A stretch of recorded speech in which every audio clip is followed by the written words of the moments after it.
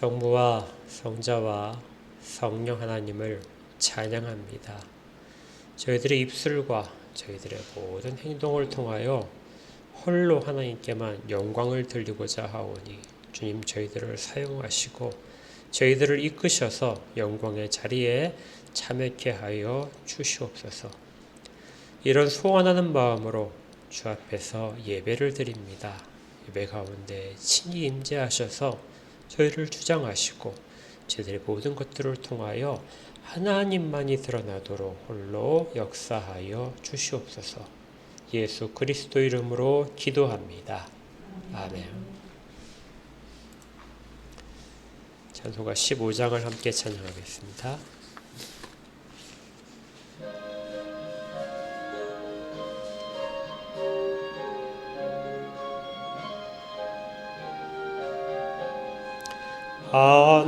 하나님의 크신 사랑 하늘에서 내리사 우리 맘에 항상 계셔 온전하게 하소서. 우리 주는 자비하사 사랑 무한하시니 두려워서 떠는 자를 구원하여 주소서. 걱정 근심 많은 자를 성령 감화하시며 복과 은혜 사랑마다 평안하게 하소서. 처음과 끝이 되신 주님 항상 인도하셔서 마귀 유혹 받는 것을 속히 끊게 하소서. 전능하신 아버지여 주의 능력 주시고 우리 맘에 임하셔서 떠나가지 마소서. 주께 영광 항상 돌려 천사처럼 섬기며 주의 사랑 영영토록 찬송하게 하소서. 우리들이 거듭나서 흠이 없게 하시고 주의 크신 구원받아 온전하게 하소서. 영광에서 영광으로 천국까지 이르러 크신 사랑 감격하여 경배하게 하소서. 아멘. 사도신경을 가지고 신앙을 함께 고백하겠습니다. 사도신경입니다. 시작. 전능하사 천지를 만드신 하나님 아버지를 내가 믿사오며 그 외아들 우리 주 예수 그리스도를 믿사오니 이는 성령으로 잉태하사 동정녀 마리아에 나시고 본디오 빌라도에게 고난을 받으사 십자가에 못 박혀 죽으시고 장사한 지 사흘 만에 죽은 자 가운데서 다시 살아나시며 하늘에 오르사 전능하신 하나님 우편에 앉아 계시다가 저리로서 산 자와 죽은 자를 심판하러 오시리라. 성령을 믿사오며 거룩한 홍해와 성도가 서로 교통하는 것과 죄를 사하여 주시는 것과 몸이 다시 사는 것과 영원히 사는 것을 믿사옵나이다. 아멘. 88장으로 하나님께 영광을 돌립니다.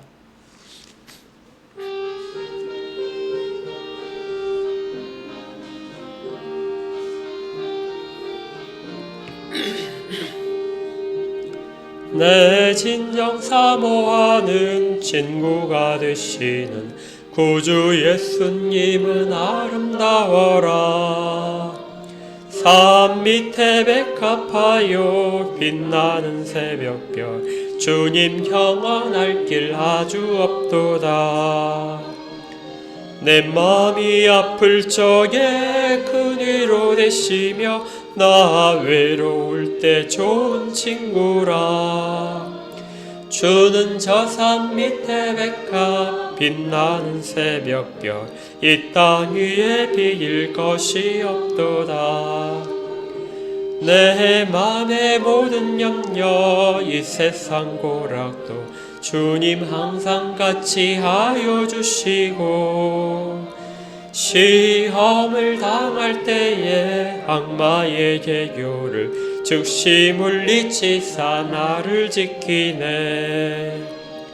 온 세상 날 버려도 주 예수 안 버려 끝까지 나를 돌아보시니 주는 저 산 밑에 백합 빛나는 새벽별 이 땅 위에 비길 것이 없도다.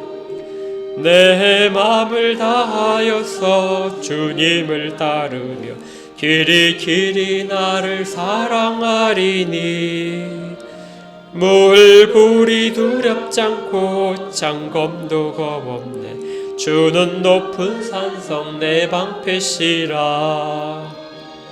내 영혼 먹이시는 그네 누리고 나 친히 주를 뵙기 원하네. 주는 저 산 밑에 백합 빛나는 새벽별 이 땅 위에 비길 것이 없도다.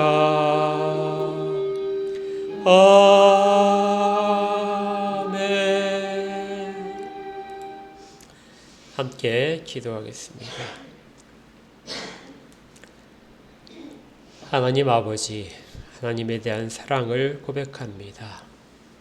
저희들 가운데 늘 함께 하시고 때에 따라서 저희들에게 시련이 올지라도 늘 저희들과 함께 하시며 좋은 일에나 슬픈 일에나 힘든 일에나 하나님께서 함께 하셔서 피할 길들을 여시고 또 적절한 은혜들을 허락하고 계심을 감사를 드립니다. 하나님께서 약속하신 것들을 붙잡고 가는 모든 믿는 자들 가운데 주의 일들을 나타내 주시옵소서. 그 믿음들을 하나님께서 인정해 주시고 하나님의 약속들이 반드시 이루어질 것에 대한 깊은 신뢰와 바탕으로 주께서 놀라운 기적적인 일들을 모두 가운데 보여주시기를 원합니다. 마음의 소원들을 가지고 늘 간구하는 것들에 주님 귀를 기울여 주시옵소서. 세상 가운데 도움의 손길들이 있지만은 그것들로 해결되지 못하여 주 앞에 간구합니다. 육신의 아픈 부분들이 있어서 어쩔 수 없이 세상에 치료를 받긴 하지만 다 치료되지 않는 부분들이 있어 주 앞에 매달립니다. 하나님께서 의료적인 손길들을 붙드시고 또 기적적인 일들을 주여 친히 피 묻은 손길을 통하여 저들 가운데 어루만져 주셔서 육체의 모든 질병들이 깨끗하게 해결될 수 있도록 주님 그렇게 역사하여 주시옵소서. 믿음으로 기도하는 모든 자들 가운데 큰 기적들을 허락하시고 목격하게 하옵소서. 그리고 이들이 주에 대한 증거와 믿음을 더 굳건히 하는 일들에만 사용되도록 주께서 모든 지혜로운 것들도 함께 허락하여 주시옵소서. 장래 일들에 대한 불안감과 현실에 대한 경제적인 어려움과 또 사람들과의 관계가 앞으로 회복될 것에 대한 믿음을 가지고 주 앞에 구할 때에 주님 그 모든 일들에 다 주님 큰 일들로 지금보다 더 좋은 일들로 항상 미리 예비하셨다가 갚아 주시옵소서. 이것들을 친히 다 맛보아서 누리는 모든 자들이 될 수 있게 하시고 이 모든 일을 통하여 하나님만이 높임을 받을 수 있는 귀한 믿음들이 굳건해지는 일들을 허락하여 주시옵소서. 저희들이 주 앞에 한 걸음 한 걸음 더 나아갑니다. 저희들의 일생이 어제보다는 오늘이 주 앞에 더 가까이 나아가는 일생이 될 수 있도록 인도하시고 저희들이 서로를 격려하고 함께 가는 귀한 교회가 될 수 있도록 주께서 도와주시옵소서.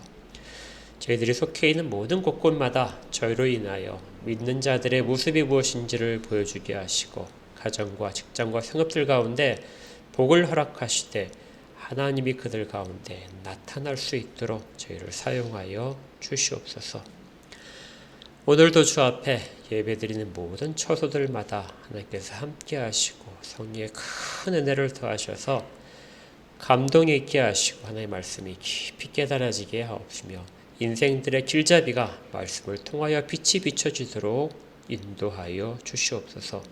모든 곳에 주의 능력이 드러나기를 구합니다. 이 땅을 보호하시고 이 땅 가운데 주의 역사들을 나타내시는 모든 순간마다 하나님이 홀로 영광받아 주시옵소서. 말씀을 듣고 전하는 모든 자들 가운데 한결같은 마음을 허락하시고 성령이 인도하셔서 하나님의 뜻만이 드러나도록 이 시간에 주장하여 주시옵소서. 예수 그리스도 이름으로 기도합니다. 아멘. 자, 오늘 함께 받으실 말씀은 히브리서 11장 22절부터 31절까지의 말씀입니다. 히브리서 11장 22절부터 31절까지요. 우리 교대로 읽도록 하겠습니다. 제가 먼저 22절을 읽겠습니다. 믿음으로 요셉은 임종시에 이스라엘 자손들이 떠날 것을 바라고 또 자기 뼈를 위하여 명하였으며 믿음으로 모세가 낳았을 때 그 부모가 아름다운 아이임을 보고 석 달 동안 숨겨 왕의 명령을 무서워하지 아니하였으며 믿음으로 모세는 장성하여 바로의 공주의 아들이라 칭함받기를 거절하고 도리어 하나님의 백성과 함께 고난받기를 잠시 죄악의 낙을 누리는 것보다 더 좋아하고 그리스도를 위하여 받는 수모를 애굽의 모든 보화보다 더 큰 재물로 여겼으니 이는 상 주심을 바라봄이라. 믿음으로 애굽을 떠나 왕의 노함을 무서워하지 아니하고 곧 보이지 아니하는 자를 보는 것 같이 하여 참았으며 믿음으로 유월절과 피 뿌리는 예식을 정하였으니 이는 장자를 멸하는 자로 그들을 건드리지 않게 하려 한 것이며 믿음으로 그들은 홍해를 육지같이 건넜으나 애굽 사람들은 이것을 시험하다가 빠져 죽었으며 믿음으로 7일 동안 여리고를 도니 성이 무너졌으며 믿음으로 기생 라합은 정탐꾼을 평안히 영접하였으므로 순종하지 아니한 자와 함께 멸망하지 아니하였도다. 아멘.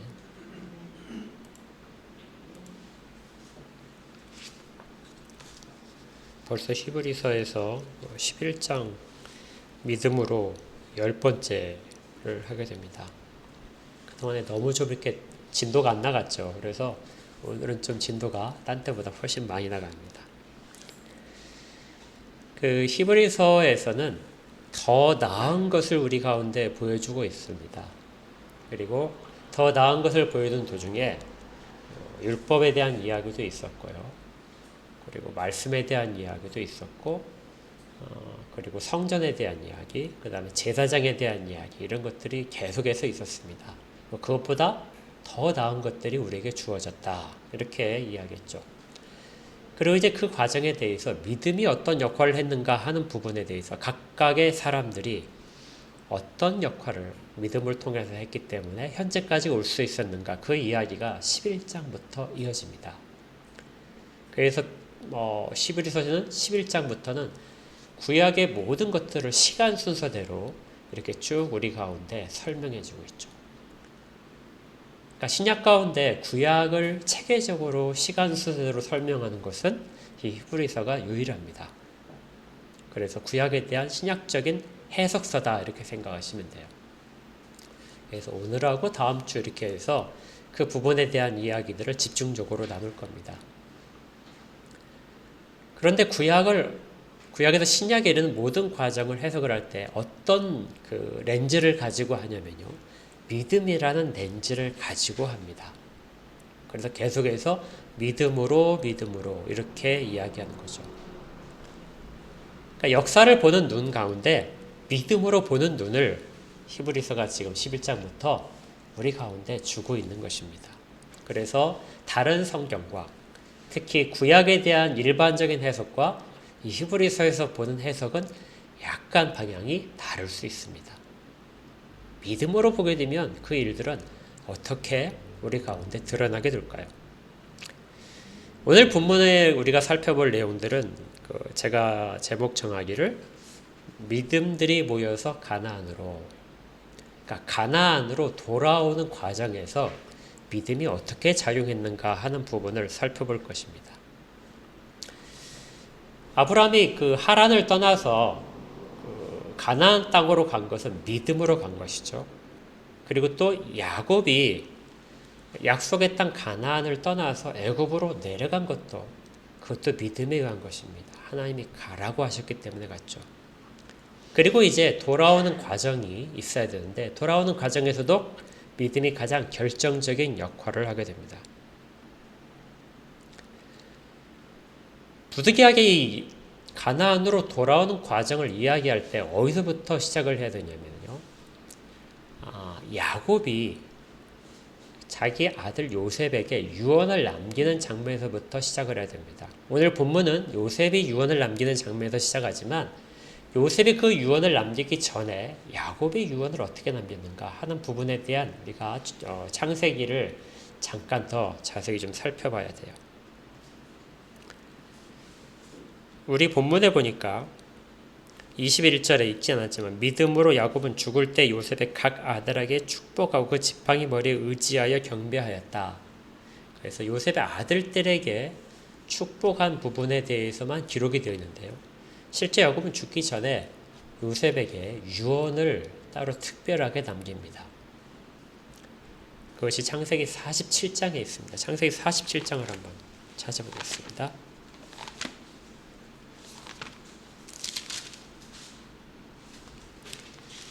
창세기 47장 28절에요.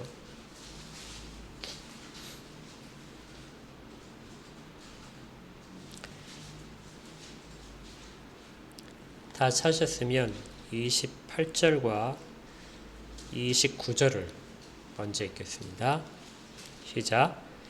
야곱이 애굽 땅에 17년을 거주하였으니 그의 나이가 147세라. 이스라엘이 죽을 날이 가까움에 그의 아들 요셉을 불러 그에게 이르되 이제 내가 내게 은혜를 입었거든 청하노니 내 손을 내 허벅지 아래에 놓고 인내와 성실함으로 내게 행하여 애굽의 나를 장사하지 아니하도록 하라.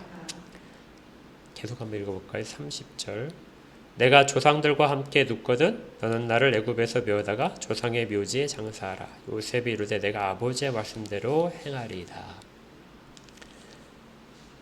그러니까 야곱 죽기 전에 자기가 이제 죽을 때가 됐죠. 130세 애굽에 내려왔으니까 17년이 지나서 147세가 되었습니다. 그런데 이제 몸이 굉장히 쇠약해져서 곧 죽을 것 같다는 것을 알았어요. 그래서 이제 자기 삶을 마무리하면서 요셉의 두 아들을 축복을 했고 자기의 아들로 삼았고 그다음에 각 아들에게도 축복 기도를 했습니다. 그리고 그런 와중에서 자기 아들인 요셉에게만 특별히 자기 유언을 남깁니다. 그러니까 다른 아들에게 남기는 유언과 요셉에게 남긴 유언이 좀 달랐어요. 왜냐하면 자기의 그 하는 유언을 실제로 실행할 수 있는 힘을 가진 아들은 요셉밖에 없었거든요. 그래서 요셉에게 특별히 당부를 합니다. 그 당부하는 것이 뭐냐면 내가 이제 죽는데 나를 애굽에서 장사하지 말아라. 장례식을 애굽에서 치르지 말아라. 어디로 자기를 데려가라 이렇게 말하냐면요. 애굽에서 메우다가 조상의 묘지에 장사하라. 그러니까 헤브론에 있는 자기 아버지와 어머니가 묻힌 그 땅에 장사를 지내라 이렇게 되는 것이죠. 그런데 이걸 한 번만 이야기한 것이 아니라 31절에 보니까 또 이르되 내게 맹세하라 이렇게 말을 합니다. 그러니까 거듭거듭 맹세를 하기까지 그렇게 당부를 하죠. 반드시 이걸 해야 된다. 이것이 야곱이 요셉에게 당부한 마지막 유언입니다. 31절에 보니까 또 이르되 내게 맹세하라 이렇게 말을 합니다. 그러니까 거듭거듭 맹세를 하기까지 그렇게 당부를 하죠. 반드시 이걸 해야 된다. 이것이 야곱이 요셉에게 당부한 마지막 유언입니다. 31절에 보니까 또 이르되 내게 맹세하라 이렇게 말을 합니다. 우리도 이제 언젠가 삶을 다 마무리하겠죠. 그래서 삶을 마무리하는 순간 마지막 우리가 뭔가를 부탁을 해야 될 것이 있을지 몰라요.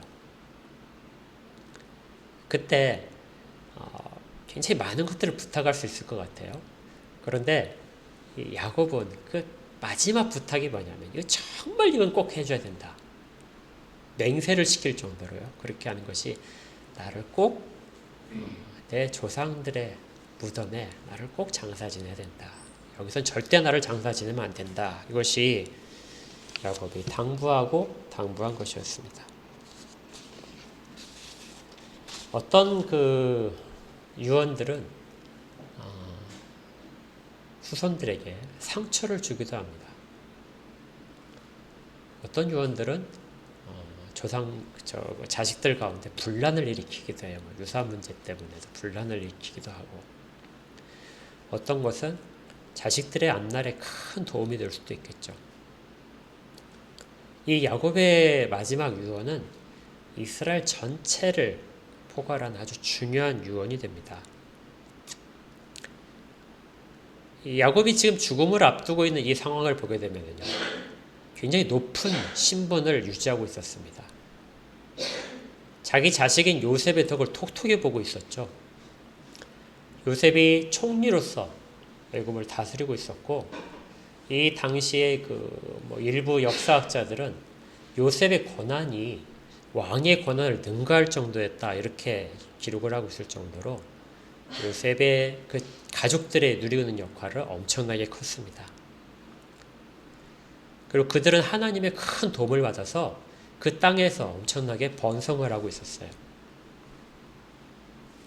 47장 27절 우리가 야곱이 이 유언을 남기기 전에 먼저 이렇게 나온 이야기 뭐냐면요, 27절에 이스라엘 족속이 애굽 고센 땅에 거주하며 거기서 생업을 얻어 생육하고 번성하였다. 그러니까 이스라엘 백성들은, 야곱의 후손들은 고센 땅을, 특별하게 고센 땅이 정말 풍족한 땅입니다. 물도 많고 가축을 기르기에 아주 적합한 땅인데 그 땅을 얻어서 그 땅에서 번성하고 있었습니다.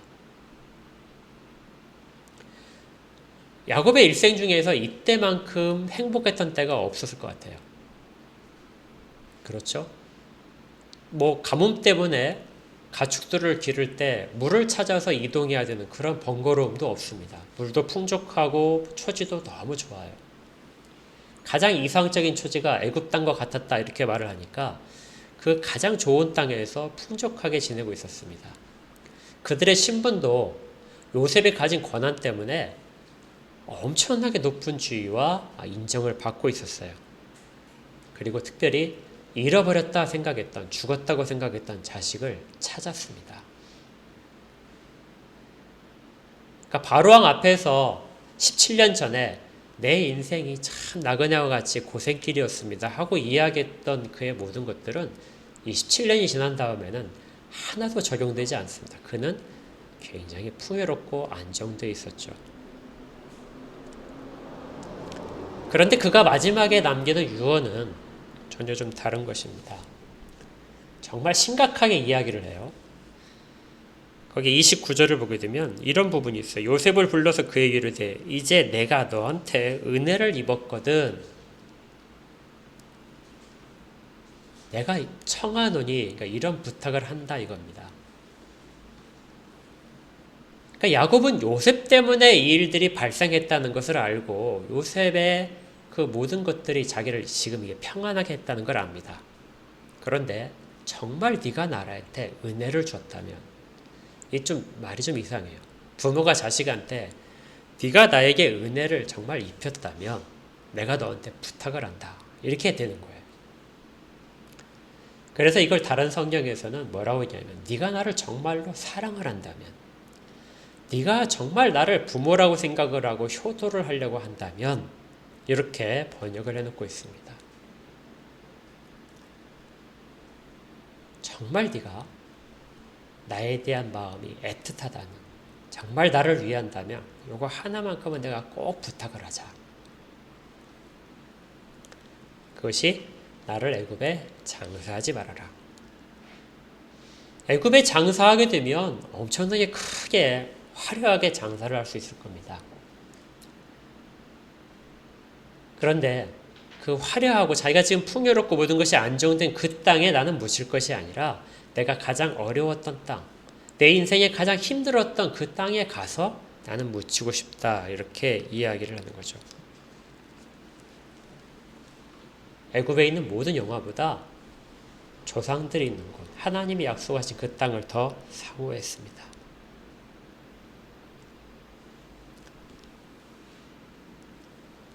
그런데 야곱이 이렇게 그 땅을 사모하고 돌아갈 것을 생각하고 있는 것은 야곱이 이 땅 가운데 애굽으로 내려올 때 하나님이 그에게 이미 약속하신 말씀이 있었기 때문에 그래요. 이 말씀을 붙잡고 있으니까 지금 이야기를 하고 있는 겁니다. 그게 46장에 있어요. 46장 한번 보십시오. 46장 3절에 야곱이 가나안 땅을 떠나오기 전에 하나님이 그에게 밤중에 나타나셔서 이렇게 말씀하셨습니다. 46장 3절 4절을 읽겠습니다. 시작. 하나님이 이르시되 나는 하나님이라 내 아버지의 하나님이니 애굽으로 내려가기를 두려워하지 말라. 내가 거기서 너로 큰 민족을 이루게 하리라. 내가 너와 함께 애굽으로 내려가겠고 반드시 너를 인도하여 다시 올라올 것이며 요셉이 그의 손으로 내 눈을 감기리라 하셨더라. 하나님이 네가 지금은 애굽으로 내려가지만 내가 반드시 너를 인도해서 다시 올라오게 할 것이다. 요셉이 내 손으로 그 손으로 내 눈을 감게 할 것이다. 임종을 장례를 치르게 할 것이라는 말입니다. 그런데 이상하죠. 하나님이 반드시 너와 함께 애굽으로 가겠다. 이건 우리 가운데 얼마든지 이해가 됩니다. 그런데 반드시 너를 인도하여 다시 올라올 것이다. 하나님이 야곱을 인도해서 가나안 땅으로 다시 올라오게 한다. 이렇게 말씀하신다는 거예요. 그런데 지금 상황은 어떻죠? 야곱은 죽는 거잖아요. 죽어서 지금 자기가 유언을 남기면서 요셉에게 내가 꼭 하나님의 손에 이끌려서 하나님의 인도하심에 따라서 내 조상의 땅으로 돌아가야 되니까 내가 죽기 전에 나를 제발 술에 태워서 나를 데려가 달라 이렇게 말하는 게 아니에요. 내가 죽거든 지금 갈 힘도 없다는 것이죠. 내가 죽거든 나의 장례를 애굽 땅에서 치르지 말고 가나안 땅에서 치러달라. 야곱이 돌아가는 것은 죽어서 가는 것입니다. 그런데 하나님은 뭐라고 하셨어요? 내가 반드시 너를 인도해서 다시 올라오게 할 것이다. 하나님이 약속을 못 지키시는 건가요? 살아서 돌아오게 하신다고 약속을 하신 것 같은데 그런데 야곱은 이 부분에 대해서 전혀 다른 생각을 가지지 않았습니다. 자기가 죽어서 조상들의 묘에 장사되는 것을 하나님이 반드시 인도하여 너를 돌아오게 한다는 그 약속의 실현이라고 봤던 것이에요. 이것이 그 구약의 이스라엘 사람들이 갖고 있던 지금 우리와 다른 사고방식입니다. 우리는 죽으면 그걸로 이 땅의 삶이 끝난다고 생각을 했는데요. 이스라엘 사람들은 죽음이 끝이 아니라 죽음 이후에도 일들은 진행된다 이렇게 봤습니다. 그러니까 우리가 죽고 나서 영원히 하늘나라에서 뭔가를 하는 것 그것이라고 생각을 하지 않고 이 땅 가운데 내가 사라지더라도 나의 후손들이 하는 일들이 나와 연결이 되었다는 것이죠. 이번 주와 다음 주에 우리가 살펴볼 성경 말씀에서 아주 중요한 핵심적인 포인트입니다. 내가 내 당대, 내가 내 눈으로 보지 못한다 할지라도 나의 죽음 이후에 일어난 일도 하나님은 약속을 지키시는 것이다.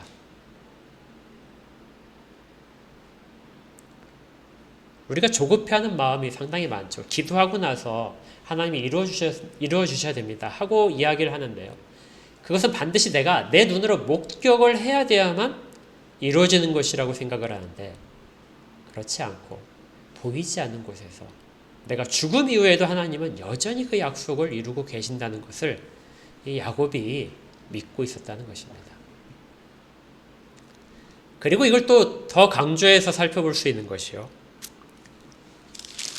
야곱이 그 유언을 남길 때 이렇게 성경에서 이야기를 합니다. 30절을 보세요.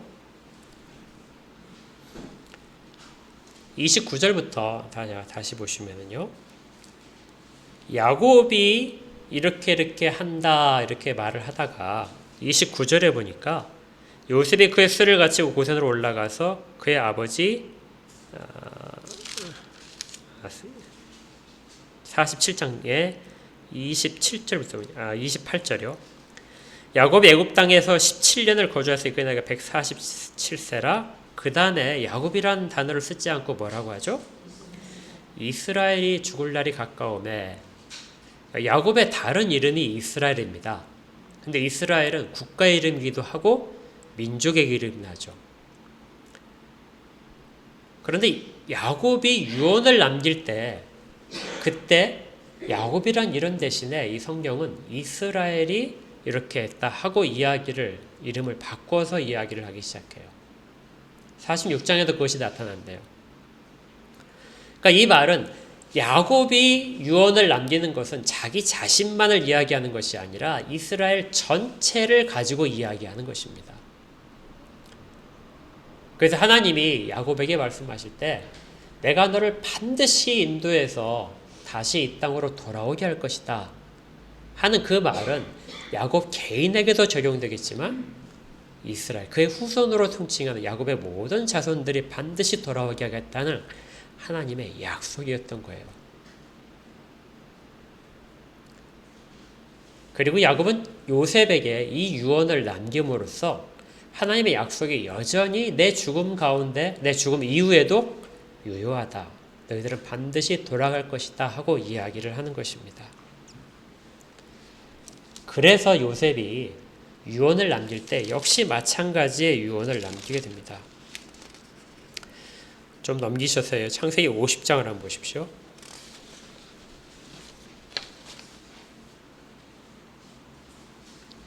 50장 24절에 이렇게 됩니다. 요셉이 110세를 살고 이제 죽음을 맞게 하는데요. 유언을 남깁니다.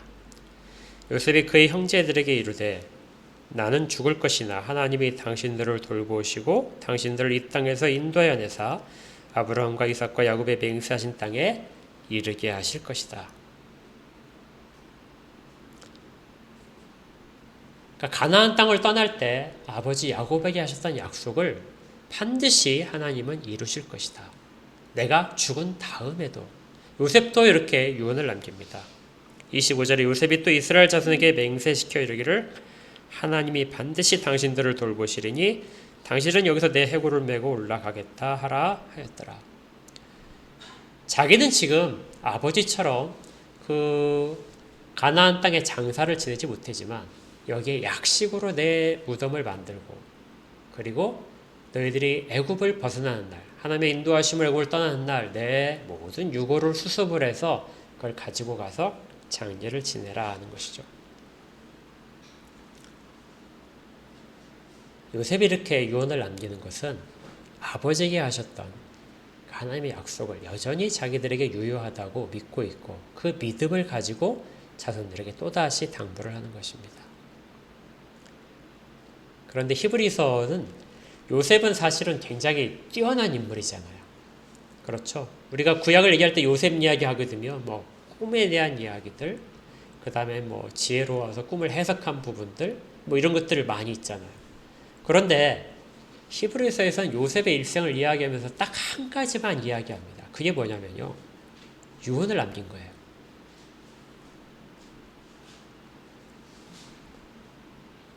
요셉의 일생에서 히브리서에서 가장 뜻깊게 하나를 하는 것은 제대로 된 유언을 남긴 거. 이거 하나입니다.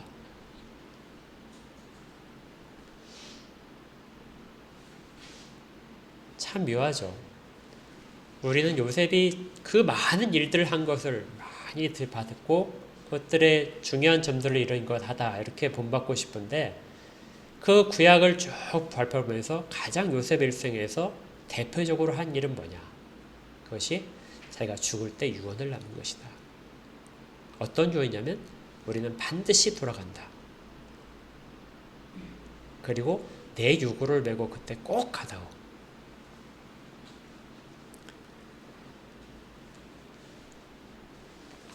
아마 나중에 우리가 주님 앞에 섰을 때 주님이 하시는 말씀도 이렇게 될지 모르겠어요.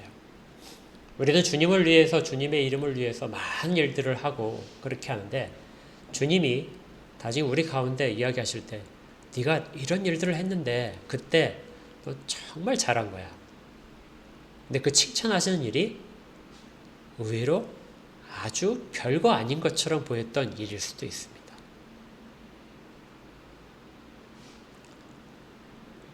어떤 요셉이 했던 일들을, 그 수많은 인생의 여정을 폄하하는 것이 아니라 하나님이 보시기에는 가장 작은 것처럼 보이는 것을 오히려 더 크게 보실 수 있다는 것이죠. 그래서 우리는 매 순간 우리의 선택들이, 우리가 하는 어떤 일들이 하나님 앞에서 어떻게 평가받는지에 대해서 늘 생각을 한 번쯤은 해봐야 됩니다. 다시 보면 야곱이 살아서 애굽에 내려간 상황에서 굉장히 큰 풍요로움을 느꼈죠. 그런데 그 상황에서 야곱은 머물지 않고 나는 다시 그 험난한 인생을 살았던 곳으로 돌아가야 된다. 야곱이 늙어서 내려갔기 때문에 자기가 처음 살았던 고향으로 돌아가는 것은 어떻게 보면 당연하게 생각할 수도 있어요. 그런데 요셉 같은 경우는 좀 다릅니다. 요셉은 몇 살 때 팔려왔죠? 17살 때 팔려왔어요. 그리고 지금 110세에서 죽게 됐으니까 몇 년입니까? 90년이 넘는 세월을 애굽 땅에서 살았어요.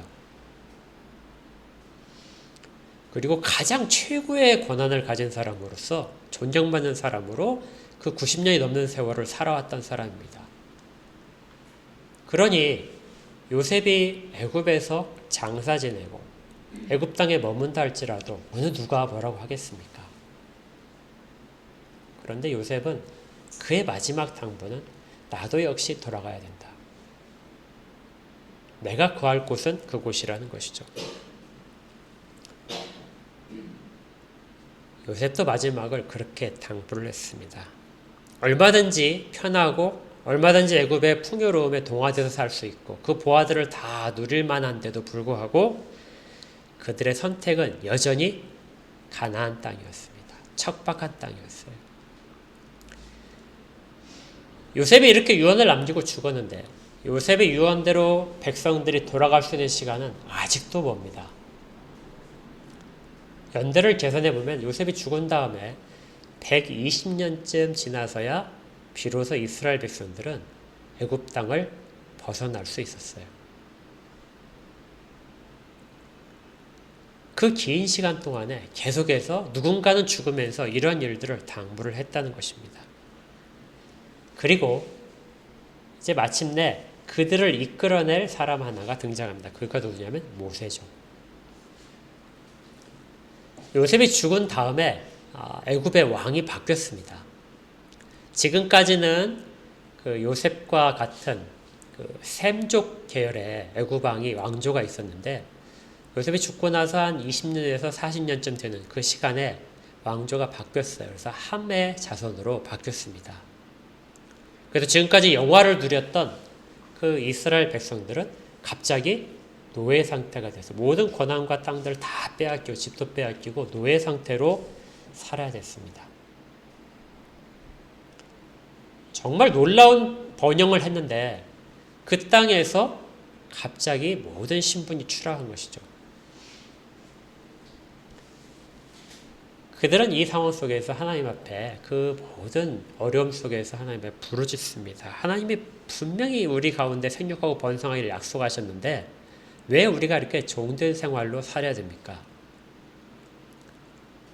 하나님이 응답하셔야 될 텐데요. 응답하시지 않았습니다. 하나님은 정말 오랫동안 침묵하시게 됩니다. 그들이 부르짖기 시작한 다음에 약 100년이 지나서 그때까지도 하나님이 침묵하고 계셨어요. 그러니까 그 종된 생활이 길어지면 길어질수록 사람들이 아주 힘들어했겠죠. 그럼에도 불구하고 하나님의 대답은 없었습니다.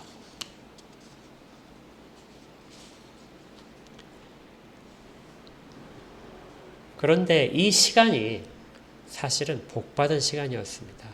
하나님이 그들 가운데 함께 하시지 않는 것이 아니라 하나님이 복을 주고 계셨던 시간이었어요. 출애굽기 1장 12절을 보니까 이렇게 되어 있습니다. 제가 다른 번역을 읽어드릴게요. 그러나 그들은 억압을 받을수록 그 수가 더욱 불어나고 자손이 번성하였다. 그러니까 그들이 높은 지위를 가지고 있을 때도 생육하고 번성하였다 이렇게 했었잖아요. 40장에.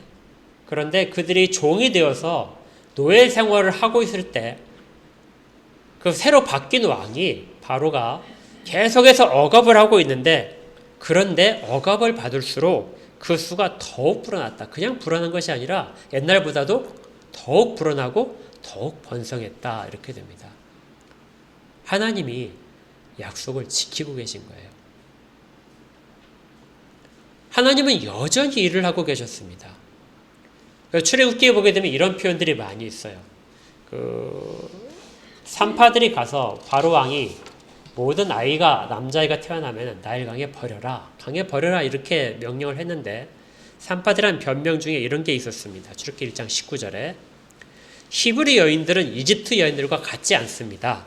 그들은 기운이 좋아서 산파가 그들에게 이르기 전에 아기를 낳아버립니다.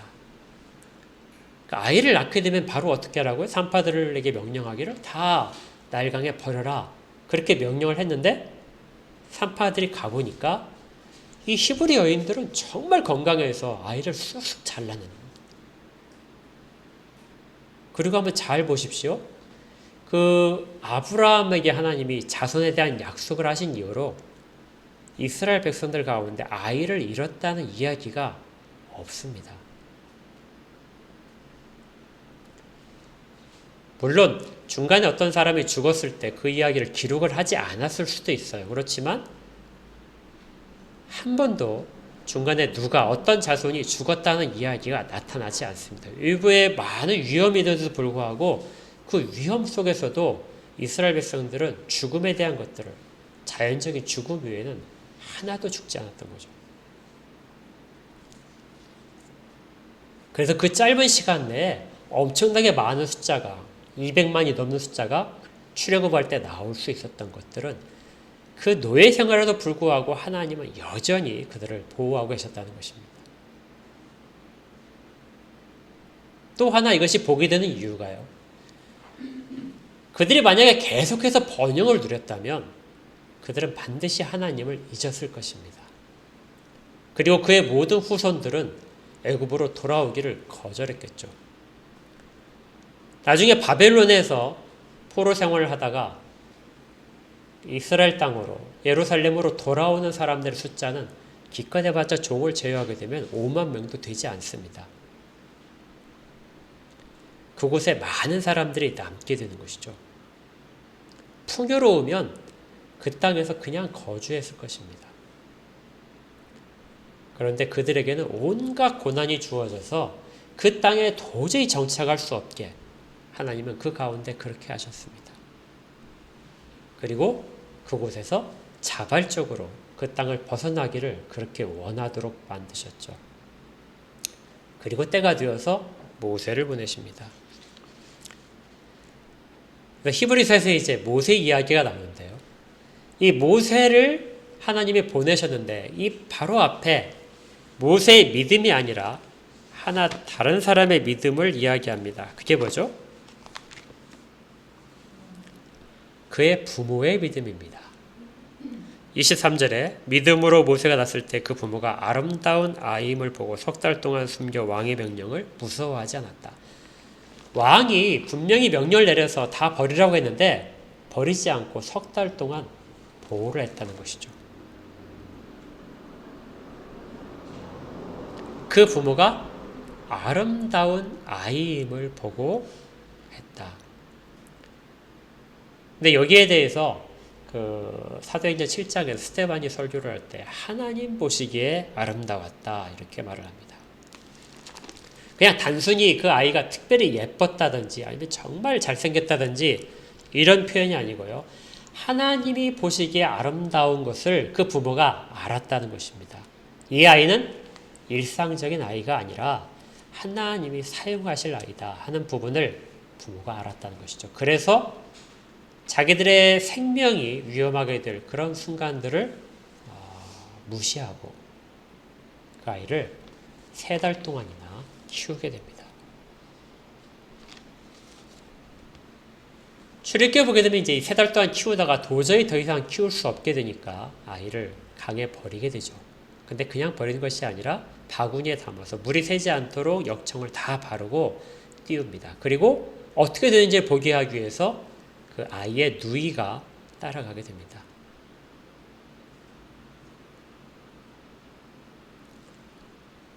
다른 어떤 곳에서도 중요하게 생각하지 않았던 이 모세의 부모의 이 믿음. 이 믿음이 모세를 통하여 일하시는 하나님의 역사들을 만들어냈다는 것이죠.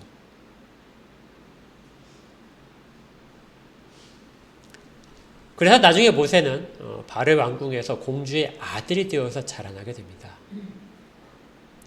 모세에 대한 이야기는 그가 40세 되던 해에 비로소 다시 시작돼요. 여러분들이 이제 많이 아시겠지만 40대 되던 해에 모세가 갑자기 자기의 백성을 돌아볼 마음이 생겼습니다. 그러니까 지금까지 바로의 궁정에서 그 모든 좋은 것들로 다 공급받고 있던 이 모세가 40세가 되었을 때 갑자기 자기 백성을 생각하기 시작했다는 것이죠. 이렇게 어떻게 하면 자기 백성을 생각할까, 자기 백성을 도울까 하다가 밖에 우연히 나가는 날 애굽의 사람이 히브리 사람을 때리는 걸 보게 됩니다. 그리고 히브리 사람을 구하기 위해서 애굽 사람을 때려 죽이게 되죠. 그리고 나중에 그 사실이 발각될까봐 두려워하고 있던 차에 발각되었다 생각을 하고 바로가 그 사실을 알고 자기를 죽이려고 하자 광야로 도망을 가게 됩니다. 그러니까 결국 이 모세가 했던 행동은 자기의 어떤 한순간에 히브리 사람을 위하는 행동이 되고 그걸 바로가 알게 되자 죽음을 각오하고 도망치는 이런 것들에 대한 이야기, 아주 아무것도 아닌 것처럼 이야기가 될 수 있는데요. 그런데 히브리서는 그 행동 자체가 매우 믿음으로 한 행동이었다 이렇게 해석을 해줍니다. 24절에 이렇게 되어 있어요. 믿음으로 모세는 장성하여 바로의 공주의 아들이라 칭함받기를 거절했다. 이 거절했다는 단어를 잘 생각하셔야 됩니다. 그는 그 히브리 사람을 돌보지 않았다면 온갖 보아와 공주의 아들로서의 삶이 보장된 삶이었습니다. 그런데 히브리 사람을 돌아볼 마음이 생겨서 그를 구해낸 순간 그의 인생은 완전히 방향이 바뀌게 되는 것이죠. 이것을 히브리서에서는 거절했다 이렇게 표현을 합니다.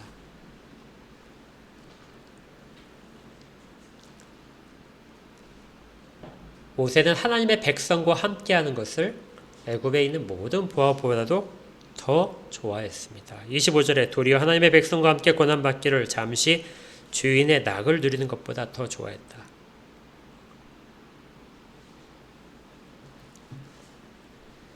여러분 같으면 그 선택의 순간에서 어떻게 하셨을 것 같습니까? 자기가 그 히브리 사람의 손에서 자기 어머니에서 젖을 먹고 자라는 시간은 얼마 되지 않아요. 애굽에서 모든 것들을 다 누린 시간은 엄청나게 깁니다. 그런데 모세는 선택의 순간에 자기 백성에게 돌아가는 길을 선택을 했습니다. 생각해 보세요. 히브리 사람들은 노예인데 노예 중에 한 사람이 될 것인가? 애굽의 왕족으로 남을 것인가?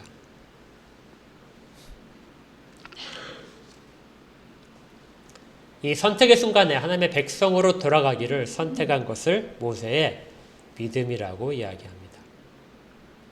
역시 마찬가지예요. 모세는 그의 일생을 우리가 보게 되면 엄청나게 많은 일들을 했습니다. 그렇죠? 근데 히브리서는 그 많은 일보다 어떤 일을 더 초점을 두고 보냐면요. 그가 처음에 선택했던 일에 초점을 두는 거예요. 정말 아무것도 아닌 것처럼 그가 어느 날 히브리 사람을 돌아볼 마음이 생겼고 그를 위해서 그런 마음을 갖고 있다 애굽 사람 하나를 때려 죽인 것뿐인데 그것을 히브리서는 그가 모든 것들을 버리고 거절하고 그래서 자기 백성의 고난받기를 더 즐거워했던 일로 그렇게 해석해주고 있다는 것이죠. 정말 작은 순간도 하나님은 크게 보시는 것입니다. 그런데 이거 의미 있는 행동이었어요. 그는 한순간에 막 울분으로 그렇게 일을 저질렀을지 모르겠지만 이 행동은 사실은 모세의 일생을 다 반영한 행동입니다. 모세는 애굽 사람이 히브리 사람을 때리는 것을 보고 애굽 사람을 징벌을 했죠. 그리고 히브리 사람을 구해줬는데 이것은 그가 장차 40년 후에 애굽 사람의 채찍으로부터 모든 히브리 사람을 구해내는 일을 상징을 합니다. 왜 그가 도망갔냐면요. 모세가 광야로 도망간 이유는 자기가 그렇게 한 일에 대해서 그 다음날 같은 히브리 사람이 자기에게 네가 무슨 권한으로 지금 내 일을 참견하느냐 하고 따지고 들면서 자기의 일이 발각됐다는 것을 알았습니다. 도망간 이유는 바로가 무서워서 도망가기도 했지만 자기 백성이 자기에 대한 일을 드러냈기 때문에 그렇죠. 이건 장차 나중에 모세가 광야에서 이스라엘 백성이 모세의 권위를 인정하지 않고 도전한 일들을 의미합니다. 모세는 나중에 40년 후에는 바로도 무서워하지 않고 자기를 고발하고 자기에 대적하는 자기의 권세에 대해서 권한에 대해서 도전하는 이스라엘 백성들도 무서워하지 않습니다. 대신 그들을 위하여 기도하죠. 나를 데려가셔도 좋은데 이 백성들을 하나님이 긍휼히 여기십시오.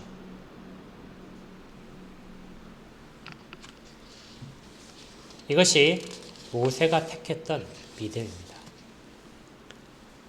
그러니까 작은 믿음의 순간들이 모여서 그렇게 해서 가나안으로 가는 길을 만들어내고 있는 거예요. 여러분들이 혹시 지금은 이제 잘 안 하는 것 같은데요. 점이 막 찍혀있고 숫자가 써져 있는 그림 아시죠? 그래서 그 선긋기 번호대로 선을 쭉 연결하게 되면 나중에 뭐가 나오죠? 그림이 완성되죠. 그렇죠? 이게 바로 이것입니다. 가나안으로 가는 길은 어느 한순간에 이루어진 것이 아니라 하나의 하나의 점들을 연결해서 선을 만들고 나면 그 선들이 연결돼서 가나안으로 가는 길이 열렸다 하는 것이에요. 거기에 그 점들이 무엇이냐면 우리가 선택하는 한 순간들이었다는 것입니다.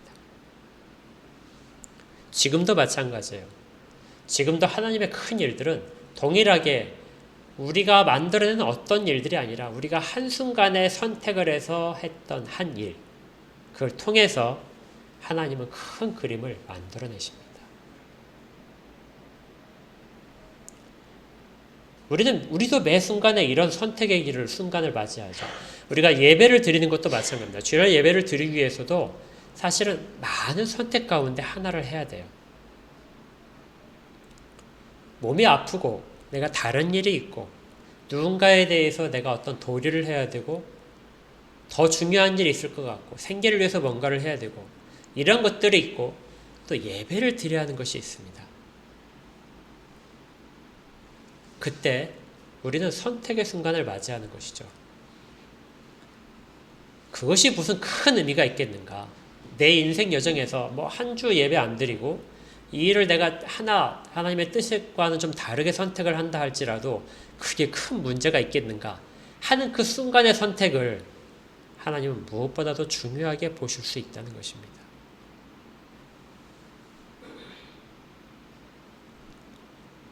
이런 일들이 하나님의 큰 일들 가운데 사용되는 복이 우리 가운데 다 있어야 될 것입니다.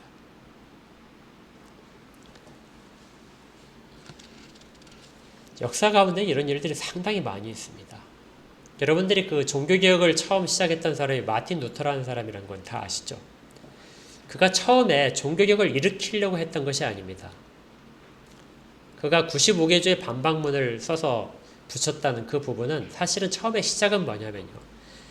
나는 이렇게 생각한, 내가 보기에는 잘못된 부분이 있는데 자기 동료 교수들에게 이런 부분에 대해서 한번 공개적으로 이야기를 해보자 하고 문제를 제기했던 거예요.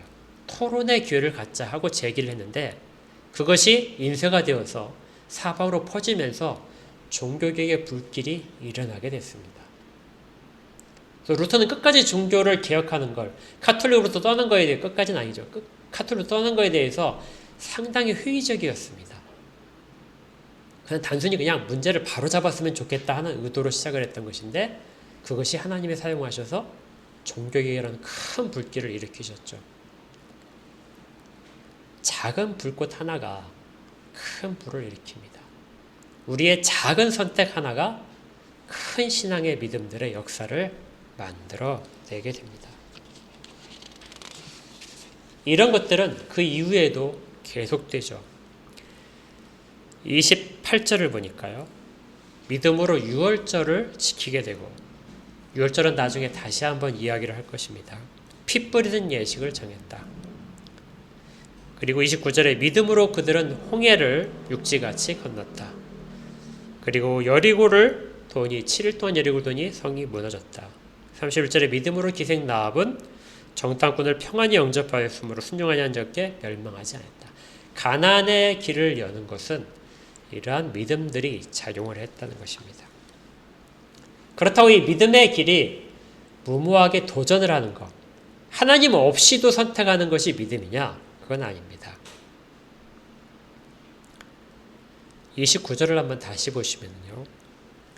믿음으로 그들은 홍해를 육지같이 건넜으나 애굽 사람들은 이것을 시험하다가 빠져 죽었다.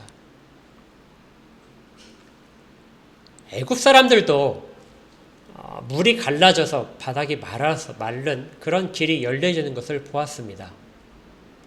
히브리 사람도 건너는 걸 봤고요. 애굽에 있는 모든 전차들도 건너기 시작을 했죠.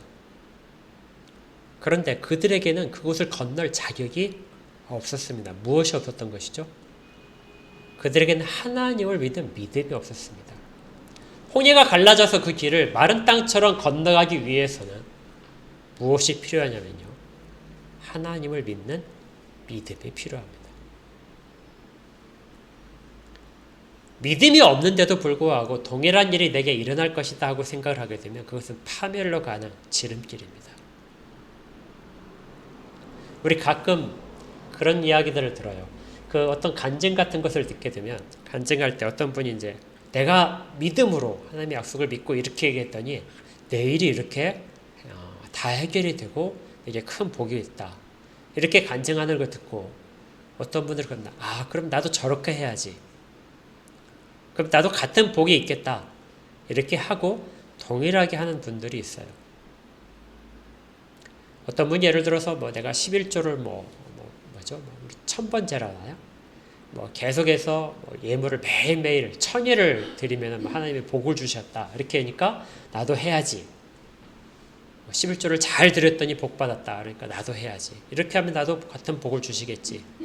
그런데 전혀 다른 이야기입니다. 무엇이 없다면요? 하나님 말씀에 대한 믿음이 없다면 그냥 시험에서 자기는 파멸하는 것입니다. 믿음은 우리가 어떤 선택을 해야 되는 갈등의 순간이 왔을 때 그 선택에서 하나님을 선택하게 만드는 것입니다. 하나님을 선택하십시오. 하나님의 일을 생각하시고 하나님이 원하시는 것을 바라보십시오. 믿음이 없이는 하나님이 일하시지 않습니다. 하나님은 사람들의 믿음을 말씀을 통해서 먼저 일으키시고 그 작은 믿음 위에서 큰 일을 행하십니다. 그리고 그런 것들을 모으셔서 하나님이 약속하신 모든 것들을 마침내 보게 만드시죠. 짧은 시간 내에 이루어지지 않을 수 있습니다. 그렇지만 믿음은 하나님이 반드시 언젠가는 그 일을 하실 것이라는 것을 알게 만듭니다. 야곱이 그 믿음을 가졌고 자기가 살아서 자기의 눈으로 보지 못한다 할지라도 나의 핏줄로 나에 속한 모든 자들이 이 땅에서 살아있는 동안에 하나님 그 약속을 반드시 지킬 것이라는 것을 알았습니다. 결국 하나님은 가나안으로 그들을 이끄시겠다는 약속을 다 이루신 것이죠.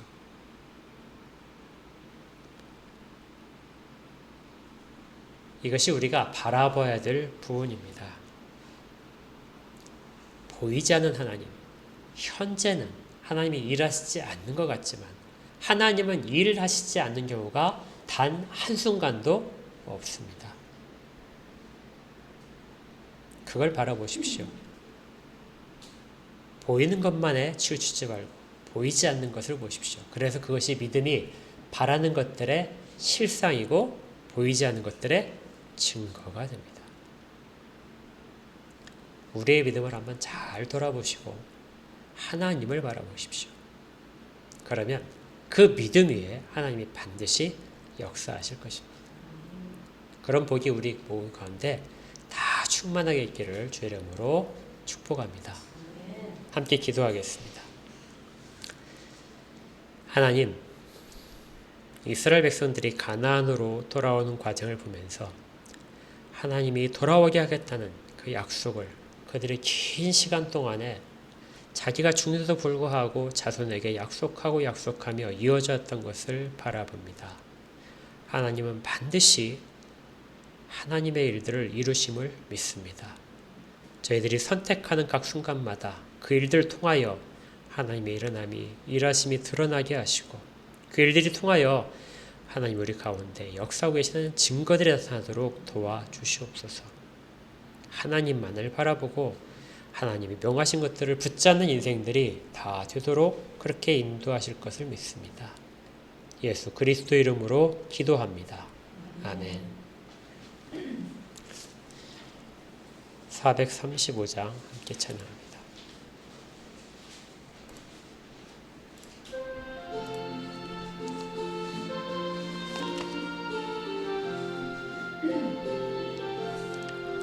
나의 영원하신 기여 생명보다 귀하다. 나의 갈 길 다가도록 나와 동행하소서. 주께로 가오니 나의 갈 길 다가도록 나와 동행하소서. 세상 부귀 안일함과 모든 명예 버리고 험한 길을 가는 동안 나와 동행하소서. 주께로 가오니 나의 갈 길 다가도록 나와 동행하소서. 어두운 골짝 지나가며 험한 바다 건너서 천국 문에 이르도록 나와 동행하소서.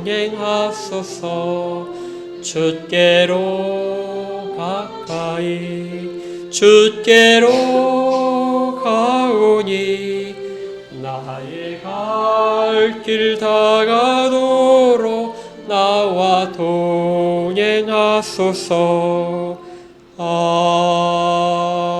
아멘. 원상과 축도하겠습니다. 하나님 아버지 감사합니다. 주께서 저희들을 사랑하셔서 늘 도우시고 인도하고 계심을 기억하며 찬양을 올려드립니다. 저희들이 이것을 잊지 않고 주의 도우심을 기억하며 거둔 것들이 주께로부터 온 것이고 모든 은혜 가운데 부어진 것임을 깨달아 주 앞에 말씀대로 일부분을 드립니다. 이 물질들이 하나님의 모든 일들 가운데 사용될 때 지혜롭게 사용되게 하시고 하나님의 이름이 높아지도록 그렇게 인도하여 주시옵소서. 그리고 모든 믿음으로 드린 손길들 가운데 주님 역사하셔서 그들이 이 땅 가운데서도 하나님이 주시는 복들을 풍족히 드리도록 복에 복을 허락하여 주시옵소서. 이제는 우리 구주 예수 그리스도의 은혜와 하나님 아버지의 크신 사랑하심과 성령님이 내주하시며 인도하시고 교통하시고 위로하시는 역사가 함께 예배드린 모든 자들 가운데 저들의 가정과 직장들과 하는 모든 일들 가운데 영원까지 함께 있을지어다. 아멘.